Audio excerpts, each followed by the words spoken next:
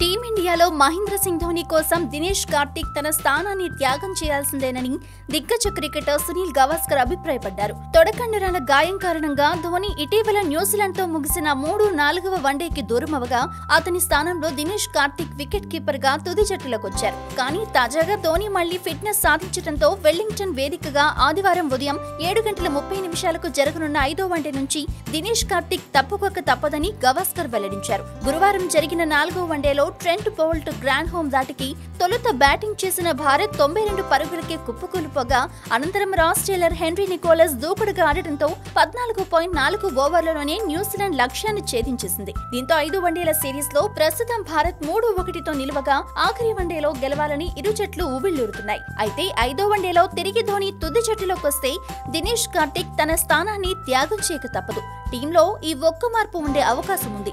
కానీ పిచ్ను పరిశీలించిన తర్వాత టీమిండియా మేనేజ్మెంట్ జట్టులో 2 మార్పులు చేసే అవకాశాలు లేకపోలేదు. అయితే 4వ వన్డేతో భారత జట్టులోకి అరంగేట్రం చేసిన శుభమన్ గిల్ కి మాత్రం మరో అవకాశం ఇవ్వచ్చు అని గవాస్కర్ వెల్లడించారు. మ్యాచ్ లో 21 బంతులు ఎదుర్కొన్న శుభమన్ గిల్ ఒక 4 కొట్టి 9 పరుగుల వ్యక్తిగత స్కోర్ వద్ద అవుట్ అయ్యాడు.